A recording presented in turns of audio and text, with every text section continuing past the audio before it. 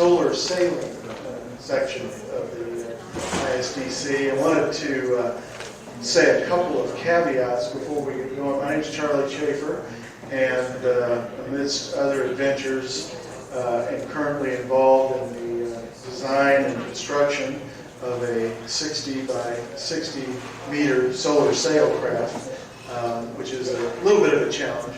The challenge for today is that of all the technical people that work on this project, I am not one. But I will be more than happy to go through all of the work we've done today and provide you a fair amount of technical information. But on a few occasions, when you have questions, I'm just going to have to say, trust me, or refer you to the engineering staff that are working so hard on the sail.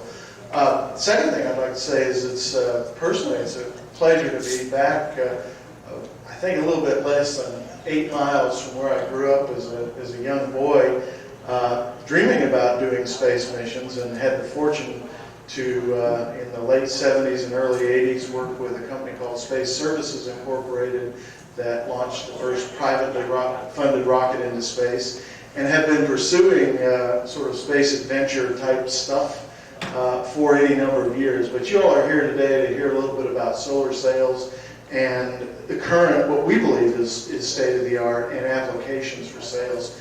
And that's what I'm going to talk about after we get through a few initial introductory slides. So obviously we're all here, we think a lot about human in space. It wasn't all that long ago that the mere thought of a commercial space venture that would fly anything meaningful in space was anathema. It was just, nobody even thought about it. It's amazing at the progress that we've made, let's say over 10 or 15 years, in thinking about that. But I want to present to you today and tomorrow night at the banquet an alternate model to the one that's being diligently and very successfully, in my mind, pursued today. And the current model and the previous model first had to do with let's win the Cold War. And we're all pretty aware of what that drove in terms of space development, the mechanisms that we had, the expenditures that we had, the vast government programs that we had. That certainly is one way to get people in space. A second way to get people in space is to make a huge amount of money and be able to buy a ticket to space, which as soon as I make a huge amount of money, I plan to get in that line myself. But it's of necessity a very limited opportunity for people in space. A third model that everybody's excited about, and certainly when I was on the forming committee of the X Prize committee many years ago with my friend Peter Diamandis, is the modern barnstormers that you see, the people that are building human craft to space. But there is another way to go. We started a company called Celestus in the mid-1990s. The idea there was to change the market structure, which is instead of going for just a tremendous technology push or a tremendous amount of high-cost ways of doing space, is to appeal to the mass consumer market for space activities. Everybody kind of went, what are you talking about, the mass consumer market for space activities? But if you think about what we do in Celestus, which is space funerals, certainly everybody dies. A lot of people elect cremation. In Japan, the rate's 90% plus. In the U.S., when we started Celestus, it was on the order of about 20%. Now it will be about 40% in another 5 to 10 years. And we reasoned that at least as many people were interested in space in some capacity as are interested in the oceans. And why is that relevant? Well, sea scattering of cremains is a huge commercial market. Literally tens to hundreds of millions of dollars around the planet are spent on doing that. So our idea was to take that mass market of human space travel, if you were, and to begin building an incremental market that instead of a technology push was, if you will, a consumer demand pull towards space activities. All this relates to solar sails in just one moment. But the idea is to pursue a different model where anybody can spend, in our case, as little as $1,000 and be an active participant in a real space mission. Of course, you have to be dead.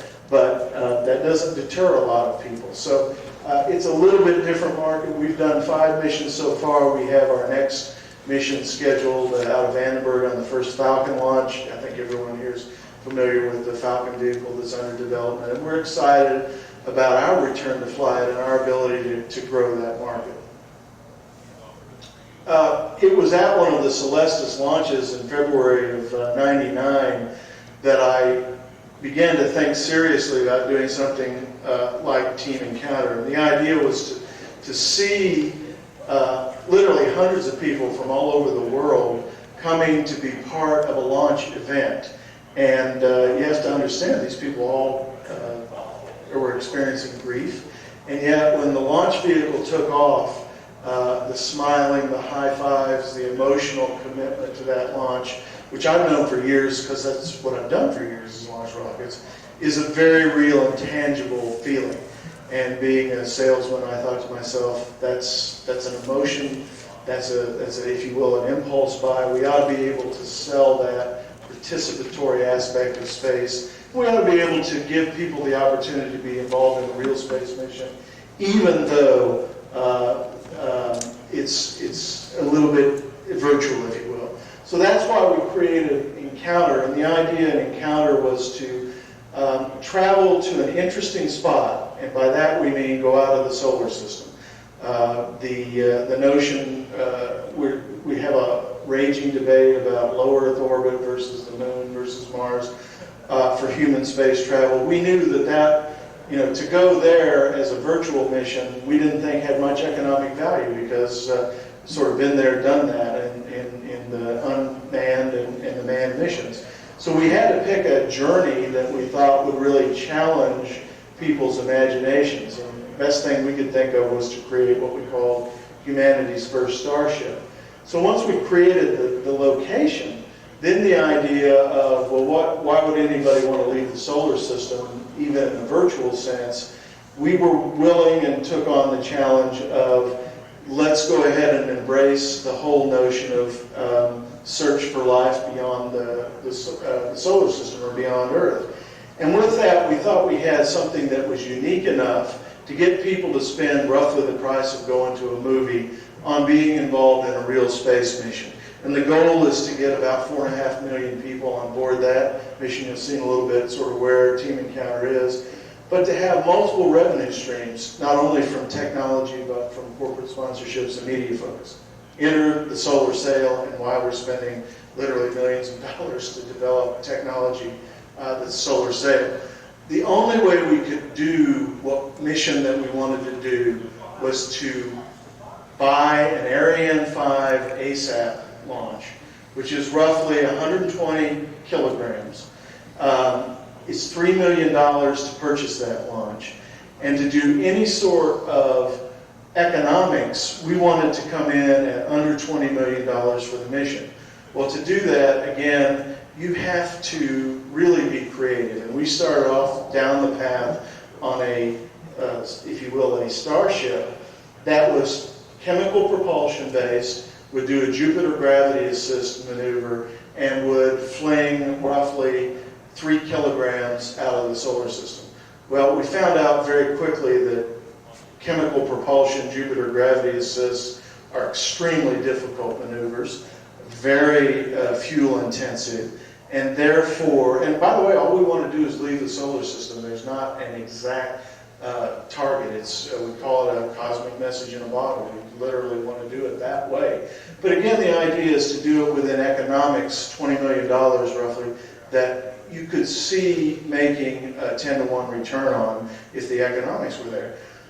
We looked up and realized that to do a chemical propulsion gravity assist, we basically would be in the Titan IV class of launch vehicle very quickly because of the trajectory, the mid-course trajectory corrections, because of all of the various elements required to do that mission.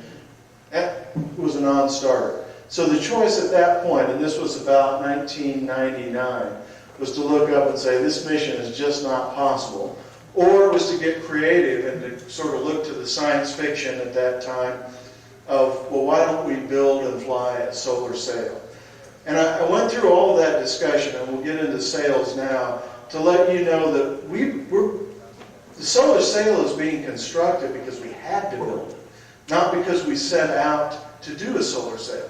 And that's something that, as you think about what do you use sails for, non-Keplerian orbits, pole sitters, the kinds of things we'll talk about, you use them for things that you can't do otherwise. And that's the only way that they make sense right now, is you build sails to take advantage of the unique environment of space and the unique requirements that you may have in getting to space. And so that's what drove all of the development, all of the tests, all of the agreements with NASA that Team Encounter created to get to sails today. That's why we're there. So with this is my little chart that begins to discuss what we're trying to point out.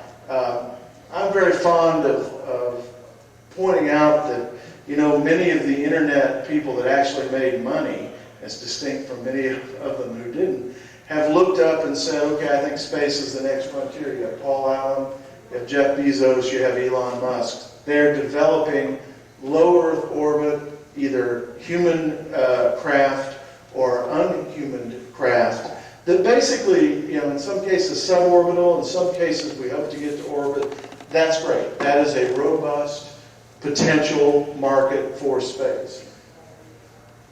We want to be able to fly on any of those craft and others and build what's called in-space propulsion that will attack areas of space science, Earth observation, weather forecast, even lunar resource extraction, and the whole world of space entertainment. So if you will, we don't care which, if any, of these guys succeed. We want them all to succeed. The sail sort of takes off from orbit and goes from there. This is one of my favorite NASA charts.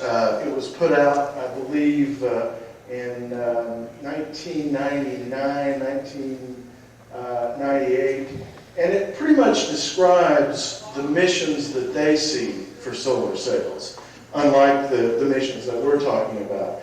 But if you add all of the missions up and you put it over a timeline, there's roughly 24 to 36 missions of interest for planetary exploration, for Earth observation, for weather forecasting, that can't be done without solar sails. So in addition to the commercial stuff that we're doing, folks have figured out that there are a lot of sail-type applications that are of interest. So, very quickly on the barriers and the enablers of what we're trying to do. The barriers are space is hard. Takes millions and millions of dollars of investment. We're past the single-digit million in what we've done. We're going to have to spend some more. It's hard. Secondly, the government just always wants to compete with you. And it goes back all the way to our private little launch vehicle in 1982. For some reason, the governmental space programs don't look at every private dollar that comes in as an offset or as a way to do more things with their public dollars. They see them often as a threat to public dollars, and hence there's a huge program in NASA called the In-Space Program. Huge, yes. There's by our standards, huge program called the In-Space Propulsion Program that is essentially, as you'll see, pursuing less cutting edge, I think less efficient technology, but spending sort of maybe 6 to 10 times the dollars that we're spending to get there. And boy, wouldn't it be nice if you could cooperate rather than always compete. As I said, space is dangerous and hard. That means that such things as radiation, micrometeorite, we all know that. Regulatory regimes, you're looking at the guy that had to get a gun dealer's license in 1981 to launch rockets off Matagorda Island. There now is a robust Office of Commercial Space Transportation. I think it's maybe controversial, but just setting up regulatory regimes to do things in space is difficult. And finally, nobody thinks you can do it. But that's just sort of normal.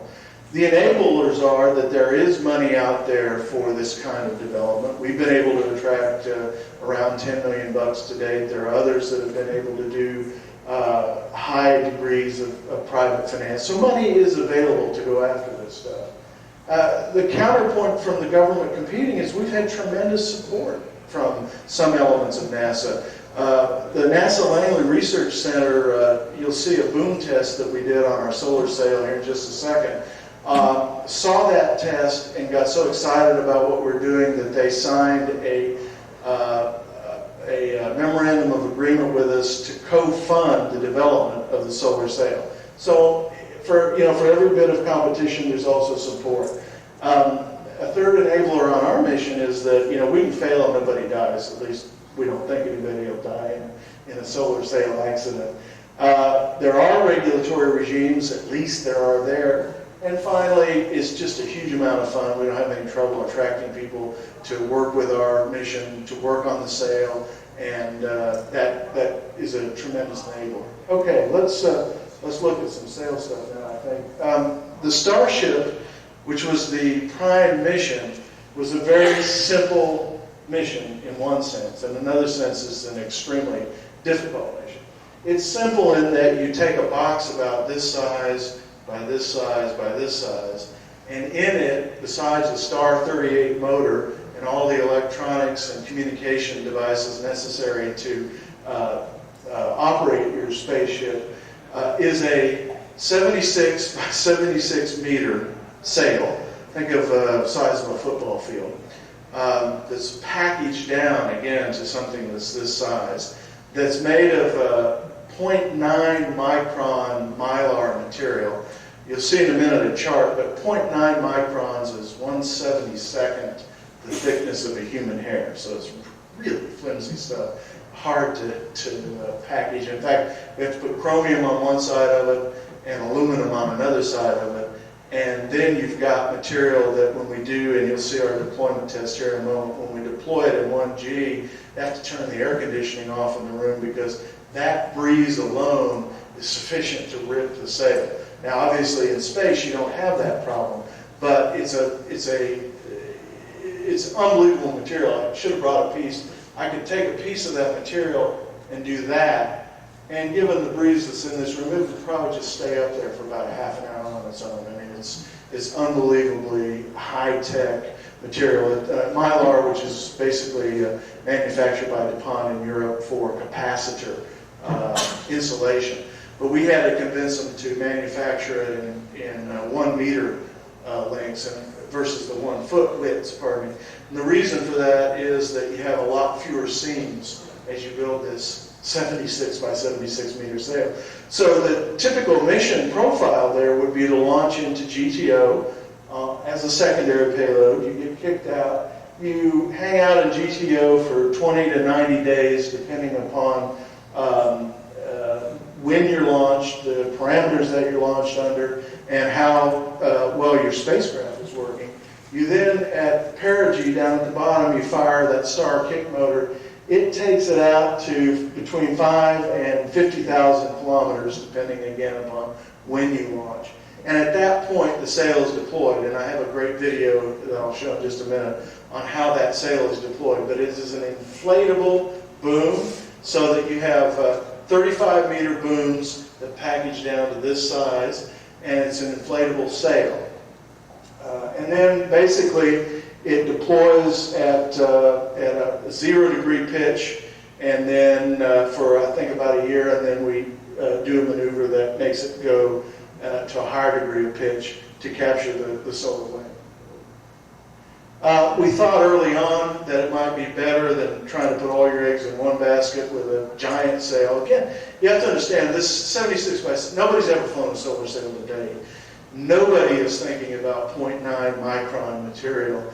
And so that was a huge step to go out and say that. So we basically took a step back with what we're calling Flight 1, and that'll be around a 20 by 20 meter sail, perhaps with a little bit thicker material. Okay, let's blast through some of these things here. Here you see the sail. As I said, it's a 0.9 micron mylar. It's made of what's called a stripe net suspension. And why is that important? You measure sail performance in what's called propulsive reflectivity. And the theory had been for years and years that you need a very taut sail to maximize propulsive reflectivity. The research that we funded both internally and at a national lab demonstrated that propulsive reflectivity does not go down as the sail gets slacker and as there are more crinkles in the sail. That propulsive reflectivity effect was negligible, so we could make an untaut sail, if you will. And man, that is so much easier to be able to deploy and fly than the standard design. You see down the lower left, we're going to carry 3 kilograms of payload. We have only one active control axis. The other 2 axes are passively controlled. And we've actually had to measure the amount of weight that paint would put on the sails in order to put logos on it. This is just a little bit different chart that shows you the escape trajectory. And again, the reason for the size of the sail is simply that we want to be able to ensure that we reach an escape velocity. Escape velocity is 12.5 kilometers per second. We get to that at about 1 year out. The sail's got about a 10-year life span from radiation. Everybody will ask about micrometeorites. It's got what are called rip stops in it. We can lose almost 60% of the sail's surface over the lifetime of the flight and still achieve the propulsion level that we need. Here's one of my favorite charts, being a technical guy, which is you see that big round thing, that's a human hair, and the little slice in the middle is the thickness of the mylar material that the sail is, and just unbelievably difficult to handle. And then for I guess for perspective, you see the width of the piece of the paper. Very, very high-tech stuff. Again, just the solar escape I described, that we pitch at 25 degrees for 1 year in order to be optimally located towards the sun. Then the angle changes, and so we've got to literally bring the pitch back to near zero to continue that. You'll see how we do it. It's, I think, fairly clever and fairly low-tech. This is just back to Flight 1 baseline. As I said, instead of 0.9 microns, it's 1.4, which is still well beyond the state of the art. Here you'll see the basic way that the sail is put together. It's a 60 by 60 by 15 centimeter box. That's dictated by the size of the Ariane ASAP facility. The carrier itself, the sail, as you'll see, ends up separating from the carrier. The carrier is just its host for a while. So the carrier's got the cold gas that we use for inflation. It's got all the microelectronics for the carrier's help on it. The sail itself, the canister thing looks like a blue coffee table on top, just splits off. Again, you'll see this in the video, and it goes away. And then you're left with the sail, the booms, the rings, and the spreader, all of which, the total sail weight, by the way, for this sail the size of a football field is less than 35 pounds. Here you see some actual hardware being developed for solar sails, and there aren't too many people doing this. That upper left is the pre-packaged boom, and that boom is made also of mylar on the outside. It's got what's called sub-TG rigidizable Kapton crisscrossed all through it. If you look at it, it looks like cellophane wrapping around toothpicks. But what sub-TG rigidizable means is that it's in room temperature. It's it's like this material. As we deploy it, and you see the deployment test there in the water trough to the right, as you deploy it, you do two things. First thing you do is you pump nitrogen, cold gas, into the boom in order for it to come, and it goes like one of those pointer pins. If you were holding the end of the pointer, it just comes out like that. In order to keep it room temperature during the deployment, we have to shine a laser, an infrared laser, inside the boom that keeps bouncing it off, keeps the boom material warm so it doesn't harden. And 4 of those booms are deployed simultaneously in the 4 directions that the sail would support. You watch that. We'll have high-def cameras watching the deployment. We'll also have it telemeter. If one gets ahead of the other one, each one is individually controllable, so you control them all. Then when all 4 of them are properly deployed, again, you'll see the video in just a second as to what that deployment looks like. You turn off the heat, and they harden to just as hard as this table is, as booms, and they support the entire weight of the sail and all of the attachment points, as well as the payload, the electronics, etc. So it's really it borders on black magic. It's pretty amazing stuff. We took that same boom, we cold tested it. We took it to the Langley vacuum chamber. They started out by showing us a video of a previous boom test there that literally had blown up. And we succeeded beyond our wildest expectations in terms of the deployment of that boom. So that boom has now been tested at vacuum. It's been tested at all temperatures necessary. It's been tested to destruction for being able to hold the weight of the sail. The only thing we haven't done is zero-G, and there are no zero-G rooms on the surface of the Earth that we're aware of. We do plan to do a KC-135 first release test because really, it's the first few seconds when the sail deploys from the carrier that nobody understands yet, and that can put all sorts of dampening and gyrations in it, and that's one of the big risks remaining. But we've tested the boom at all levels. Down below, you see a quarter panel deployment test of the solar sail. Again, that's the 0.9 micron material. 1G is an enormously difficult environment for that sail, and we had a perfect non-rip deployment in that test. As I said, we expect a fair amount of meteorite hits, a fair amount of damage into the sail, but it's got some ingenious devices so that if a meteorite penetrates it, the rip, it's like a sailboat, the rip goes to the edge, turns around on itself, and that stops the sail from further destruction. But the deployment of that sail, and then we subsequently did another one for 20th Century Fox. Y'all might have seen that they promoted their DVD release of Solaris with us, and so the 20th Century Fox version, the sail said Solaris on it, but they paid us for it, so we were happy to do that. Okay.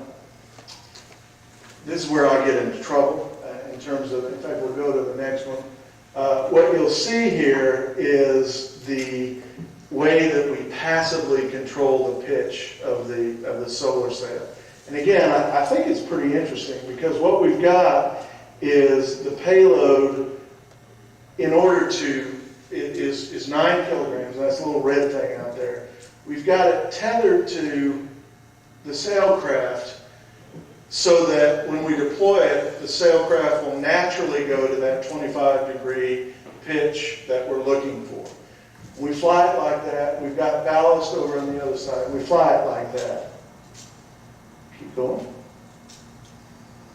Then we release the ballast on the other end, which is what actually, the release of the ballast causes the sail to do the pitch. And the center of gravity shifts, the center of mass shifts. And that's how we fly it for then the full year. Drop the ballast, but it's balanced on the other side.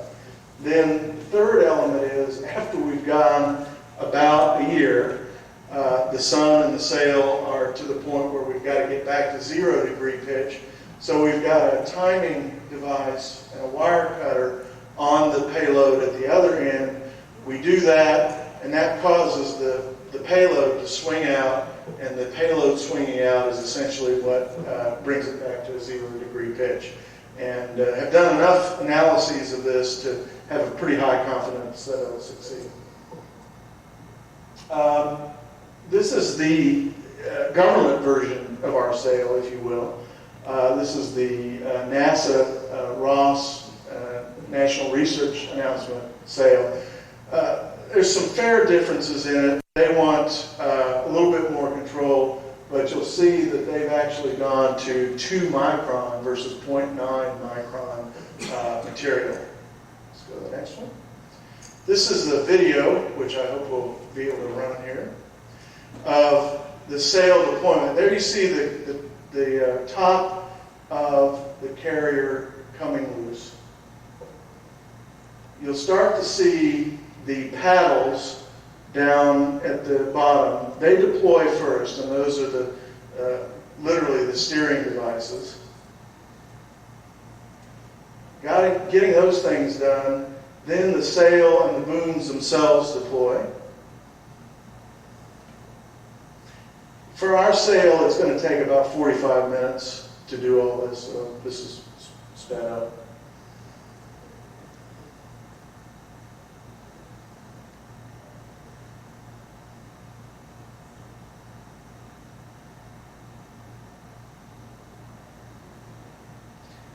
And notice that it works perfectly in the animation, and therefore no one has to stop any of the booms and restart them.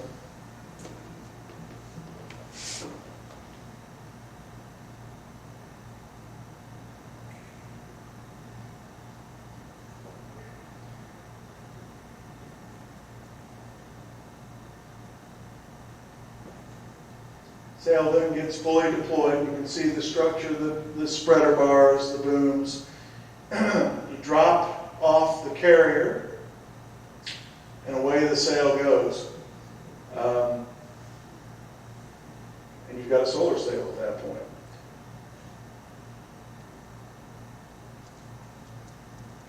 That sail is designed to do a little bit more payload than ours. But basically, you get the gist of the concept of how to deploy an inflatable sail there.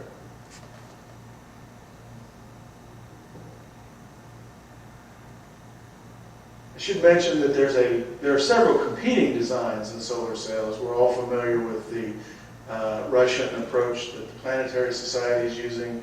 You'll see heliogyroblades. You'll see mechanical booms as opposed to inflatable booms. It's very much the early days of solar sail construction today, and that's the end of our video.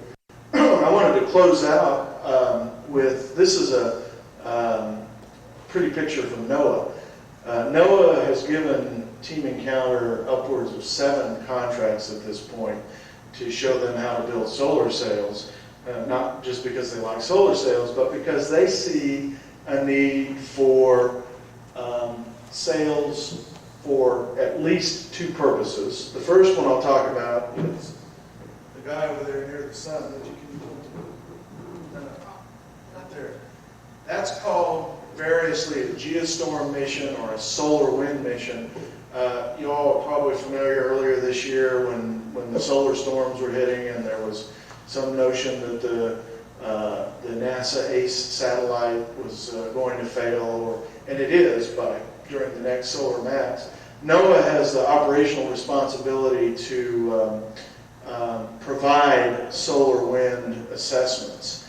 And one of the key mechanisms that they're looking at now, and have issued an RFI earlier this year to ask how commercial people might respond to it, is a solar sail version that can go well past the typical L1 Lagrange point, and therefore do 2 things. Number one, can give about a half to an hour earlier notice, and early notice of solar wind is important because you can move power along the grid, you can shut down satellites, you can reroute airlines so that people don't get radiated.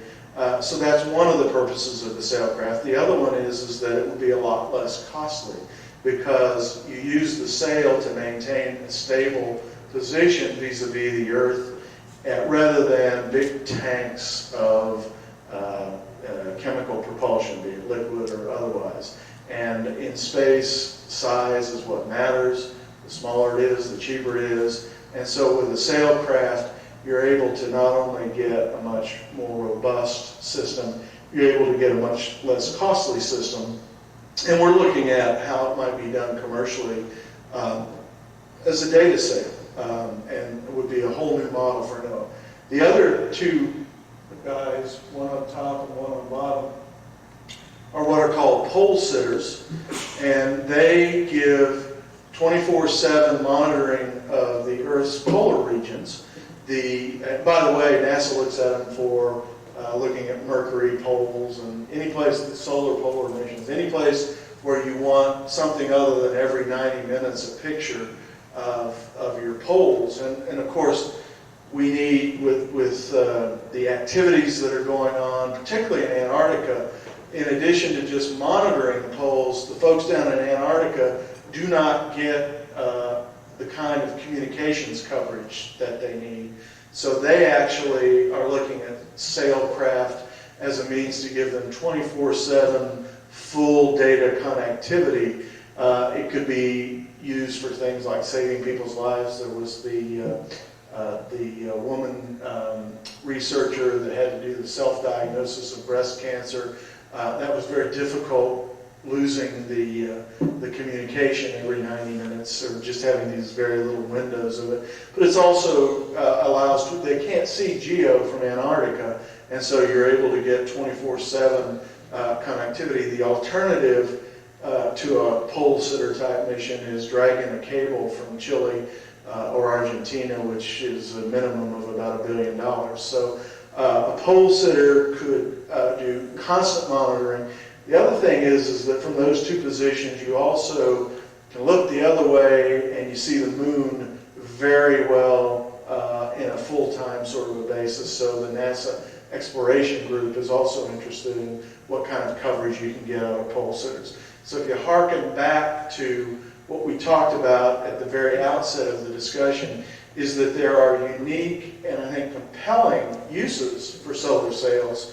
And really, in the last 3 to 5 years, the technology for sailcraft has advanced probably about 1,000-fold from where it first was, or where it was then. And as you see more and more entrants coming in, be it the U.S. government, be it other private players, be it foreign governments, the Germans and the Russians are both fairly active. As far as I know, they're the only ones, but there may well be other sail programs out there.